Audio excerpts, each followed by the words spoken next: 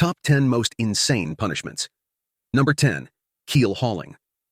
The term comes from the Dutch word keelhaulen, meaning to drag along the keel, which is precisely what this torture method did. The sailor was stripped, tied, and suspended by a rope from the ship's mast, with weights or chains attached to their legs. The rope was looped beneath the ship, and once the sailor was released, they were dragged under the keel. The fatality rate was practically 100%.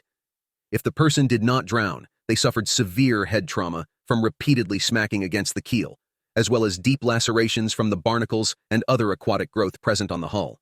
If they survived and were hauled back on board, death would most likely still result from wound infections. Number 9. Drawing and quartering. The prisoner is dragged behind a horse to the execution site, battered and bloodied, where he's hanged until near death, gasping for breath. But the horror has only begun. Next, he's laid out and gruesomely disemboweled, organs removed while still alive. Finally, the executioner beheads him, and his body is quartered, cut into 4 parts. Each grisly piece is sent to different corners of the kingdom as a stark warning of the price of treason. This was not just an execution, it was a public spectacle of terror, designed to instill fear and maintain order in the harshest way possible. Number 8. Rats.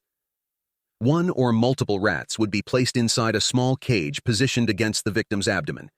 The cage was heated from the outside, either by a candle, flaming stick, or hot coals, causing the rat to become agitated.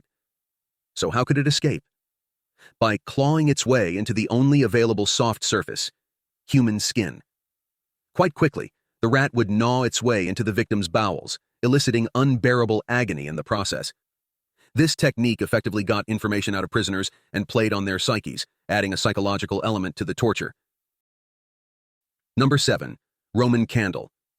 Victims were tied and nailed to tall stakes. Then, pitch, oil, wax, and other flammable liquid was poured over them before they were set alight. The fire started at the feet to prolong their suffering. Infamously brutal Roman Emperor Nero was a big fan of this method, often burning Christians this way at his lavish parties and using the burning victims as a source of light. Number 6. The rack. The rack was a long table with axles and levers at both ends. The victim was forced to lay down, then tied with ropes or chains which wound over the axles. One or several torturers would then slowly push the levers, causing the axles to rotate and produce tension in the chains. This caused the straps to dig into the prisoner's skin and gradually stretched their body outwards. The internal physical turmoil that one would have suffered is hard to swallow. Vertebrae expanded, joints, muscles, and tendons gave way, posture changed, the rib cage pressurized the lungs, bones shattered, nerve endings became exposed. The pain would be near unimaginable. As a bonus for the especially tough, they were placed on spiked axles that stripped their back of its flesh. Number 5. The boats. In ancient Persia, the boats, also known as scaphism, involved the victim being stripped naked, then bound between 2 wooden boats, with only their head, hands, and feet exposed. Honey and milk are poured over them, attracting swarms of insects. Under the blazing sun, the victim is force-fed more honey and milk, ensuring a slow, agonizing death by dehydration, starvation, and infection. Insects burrow into every orifice, feasting on the flesh. Days turn into weeks as the victim endures unbearable pain, their body rotting alive. Scaphism was designed to inflict the maximum suffering, a chilling reminder of human cruelty. This horrifying method of execution is a stark testament to the dark depths of ancient punishments. Number 4. The Brazen Bull. Invented by a sadistic artist named Perillos for the tyrant Phalaris, this torture device was a hollow bronze bull gleaming in the sun. Victims were locked inside, unable to move. A fire was lit beneath the bull, turning it into a deadly oven. As the victims screamed in agony, their cries were transformed into eerie, bull-like sounds through a series of tubes. But in a twist of poetic justice, Perillos himself became the bull's first victim. Phalaris, impressed by the device's cruelty, ordered its creator to demonstrate it, and then had him locked inside. The tyrant and his court watched, entertained by the grotesque spectacle. The Brazen Bull stands as a chilling reminder of humanity's capacity for cruelty and the terrifying lengths to which rulers would go to instill fear. Number 3. Crucifixion. Victims were nailed or tied to a wooden cross, left to hang under the scorching sun. Every breath was a battle, their weight pulling against the nails. As dehydration and shock set in, they endured agonizing pain that could last for days. The crowd watched in morbid fascination as the condemned's life ebbed away, minute by torturous minute. This brutal method of execution wasn't just about death.